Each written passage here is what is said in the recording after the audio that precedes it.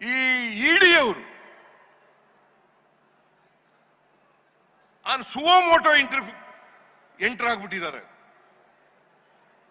ಯಾವುದೇ ಎವಿಡೆನ್ಸ್ ಇಲ್ಲ, ಯಾವುದೇ ಸಾಕ್ಷ್ಯ ಇಲ್ಲ. ಆದರೂ ಕೂಡ ನನ್ನನ್ನ ಹೇಗಾದ್ರೂ ಮಾಡಿ ಸಿಕ್ಕಿಸ್ಬೇಕು ಅಂತೇಳಿ ಪ್ರಯತ್ನವನ್ನು ಮಾಡಿದ್ರು. ಅಲ್ಲಿ ಫೈನಾನ್ಸ್ ಡಿಪಾರ್ಟ್ಮೆಂಟ್ನವರು ರೋಲ್ನಲ್ಲಿ ಇಲ್ಲ ಅಂತ ಗೊತ್ತಾದ ಮೇಲೆ ಈಗ ಸುಮ್ಮನಾಗಿದ್ದಾರೆ. ನಾವು ಕೂಡಲೇ ತನಿಖೆ ಮಾಡಿಸಿ ಚಾರ್ಜ್ ಶೀಟ್ ಕೂಡ ಹಾಕಿದ್ದೀವಿ. ಅದು ವಿಫಲ ಆದಮೇಲೆ ಈಗ ಮೂಢ ಹಗರಣ ಅಂತ ಹೇಳಕ್ ಶುರು ಮಾಡಿದ್ದಾರೆ. ಅದು ಹಗರಣನೇ ಅಲ್ಲ, ಹಗರಣನೇ ಅಲ್ಲ. ಏಯ್ ಕೂತ್ಕೊಳ್ರಿ, ಕೂತ್ಕೊಳ್ರಿ. ಹಗರಣನೇ ಅಲ್ಲ, ಹಗರಣ ಹಗರಣ ಹಗರಣ ಹಗರಣ ಅಂತೇಳಿ ಬೊಬ್ಬೆ ಇಡ್ಲಿಕ್ಕೆ ಶುರು ಮಾಡಿದ್ದಾರೆ.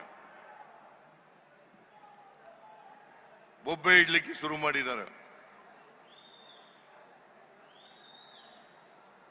ಅಲ್ಲಿ ಯಾವುದೇ ತಪ್ಪು ಮಾಡಿಲ್ಲ, ನನ್ನ ಆದೇಶ ಇಲ್ಲ, ನನ್ನ ಪತ್ರ ಇಲ್ಲ, ನನ್ನ ಸ್ಟೇಟ್ಮೆಂಟ್ ಇಲ್ಲ. ಆದರೂ ಕೂಡ ಸಿದ್ದರಾಮಯ್ಯ ರಾಜೀನಾಮೆ ಕೊಡಬೇಕು, ಸಿದ್ದರಾಮಯ್ಯ ರಾಜೀನಾಮೆ ಕೊಡಬೇಕು. ಯಾರು ಅಶೋಕ, ಯಡಿಯೂರಪ್ಪ, ವಿಜಯೇಂದ್ರ, ಕುಮಾರಸ್ವಾಮಿ, ಇವ್ರು ಯಾವ ನೈತಿಕತೆ ಇದೆ? ಇವರಿಗೆ ನನ್ನ ರಾಜೀನಾಮೆ ಕೇಳ್ತಕ್ಕಂಥ ಯಾವ ನೈತಿಕತೆ ಇದೆ? ಯಡಿಯೂರಪ್ಪನವರು ಅವ್ರಿಗೇನಾದ್ರು ಮಾನ ಮರ್ಯಾದೆ ಇದ್ದಿದ್ರೆ ರಾಜಕೀಯದಿಂದ ನಿವೃತ್ತಿ ಆಗಬೇಕಾಗಿತ್ತು.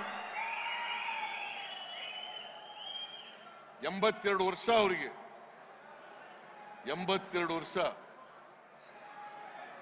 ಸೆಕ್ಷುವಲ್ ಹೆರಾಸ್ಮೆಂಟ್ ಮಾಡಿ ಪೋಕ್ಸೋ ಕೇಸ್ನಲ್ಲಿ ಸಿಕ್ಕಾಕೊಂಡು ಚಾರ್ಜ್ ಶೀಟ್ ಹಾಕಿದ್ದಾರೆ ಅವ್ರ ಮೇಲೆ. ಪೋಕ್ಸೋ ಕೇಸ್ನಲ್ಲಿ ಸಿಕ್ಕಾಕೊಂಡು ಚಾರ್ಜ್ ಶೀಟ್ ಹಾಕಿದ್ದಾರೆ. ಅವರು ನಮಗೆ ಬುದ್ಧಿವಾದ ಹೇಳೋದು, ರಾಜೀನಾಮೆ ಕೊಡಿ, ರಾಜೀನಾಮೆ ಕೊಡಿ, ರಾಜೀನಾಮೆ ಕೊಡಿ. 10ನೇ ತಾರೀಕಿನೊಳಗಡೆ ರಾಜೀನಾಮೆ ಕೊಟ್ಬಿಡಬೇಕು. What moral right he has? Mister ಯಡಿಯೂರಪ್ಪನವರೇ, ನೀವು ಒಂದ ಎರಡ ಹಗರಣಗಳನ್ನು ಮಾಡಿರೋದು ನೀವು ಅಧಿಕಾರದಲ್ಲಿದ್ದಾಗ.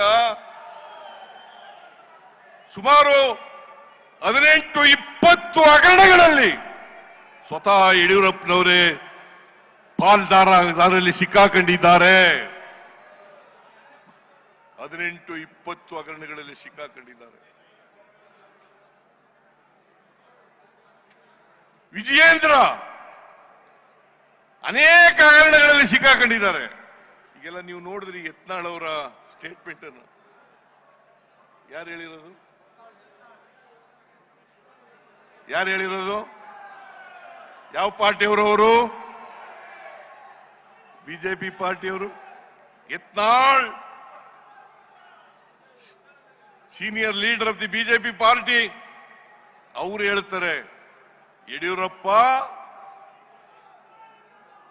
ಸಾವಿರಾರು ಕೋಟಿ ರೂಪಾಯಿಗಳನ್ನ, ವಿಜಯೇಂದ್ರ ಸಾವಿರಾರು ಕೋಟಿ ರೂಪಾಯಿಗಳನ್ನ ಒಡೆದಿದ್ದಾರೆ ಅಂತೇಳಿ. ವಿಶ್ವನಾಥ್, ಸುಮ್ಮನೆ ಮೇಲ್ಮನೆಯ ಸದಸ್ಯ, ಅಪ್ಪರ್ ಭದ್ರಾ ಯೋಜನೆಯಲ್ಲಿ 20,000 ಕೋಟಿ ರೂಪಾಯಿಗಳನ್ನ ಲೂಟಿ ಹೊಡೆದಿದ್ದಾರೆ.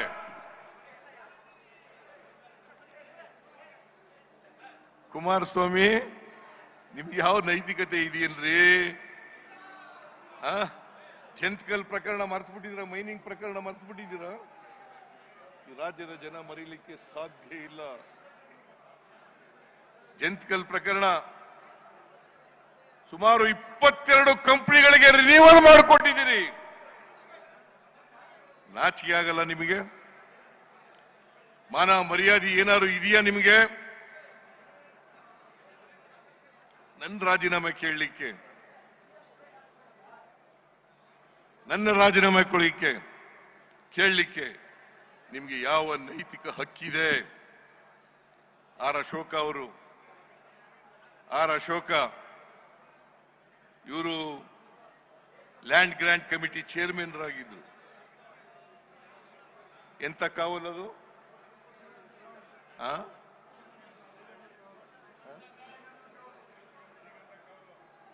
2,500 ಎಕರೆ ಜಮೀನನ್ನ ಹಂಚಿದ್ದಾರೆ.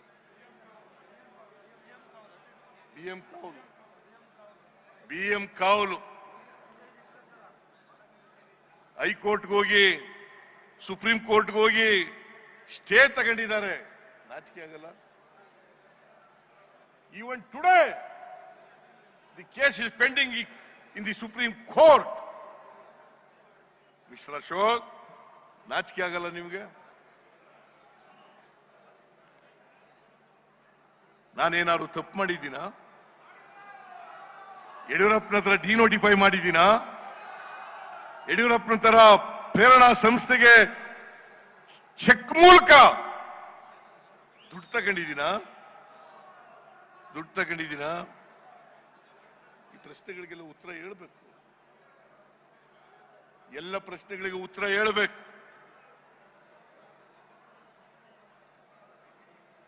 ನಾನು ಯಾವತ್ತೂ ಕೂಡ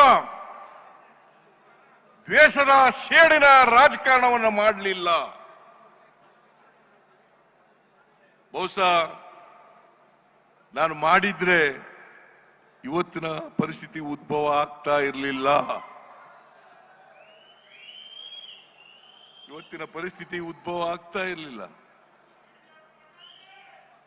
ಇವರೆಲ್ಲರೂ ಜೈಲಿಗೆ ಹೋಗ್ಬೇಕಾಗಿದ್ದವರು. ಅಶೋಕ, ವಿಜೇಂದ್ರ, ಕಲ್ಕತ್ತಾದಲ್ಲಿ ಶೆಲ್ ಕಂಪನಿಗಳ ಮೂಲಕ ದುಡ್ಡು ಹೊಡೆದಿರೋರು ಯಾರು? ವಿಜೇಂದ್ರ ಯಾರು?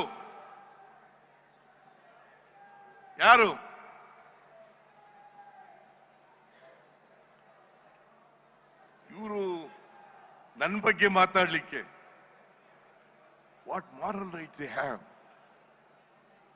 40 ವರ್ಷಗಳ ರಾಜಕಾರಣದಲ್ಲಿ ಅನೇಕ ವರ್ಷಗಳ ಕಾಲ ಅಧಿಕಾರದಲ್ಲಿದ್ರು ಕೂಡ ನಾನು 15 ಬಜೆಟ್ಗಳನ್ನು ಮಂಡಿಸಿದ್ದೀನಿ. ಸುಮಾರು 12-13 ವರ್ಷ ಹಣಕಾಸಿನ ಮಂತ್ರಿಯಾಗಿದ್ದೆ. ದಾಖಲೆಯ ಬಜೆಟ್ ಅನ್ನು ಮಂಡಿಸಿದ್ದೀನಿ. ನನಗೆ ಆಸ್ತಿಗಳ ವ್ಯಾಮೋಹ ಇದ್ದಿದ್ರೆ ಕೋಟಿಗಟ್ಟಲೆ ಹಣ ಮಾಡ್ಕೋಬಹುದಾಗಿತ್ತಲ್ಲ.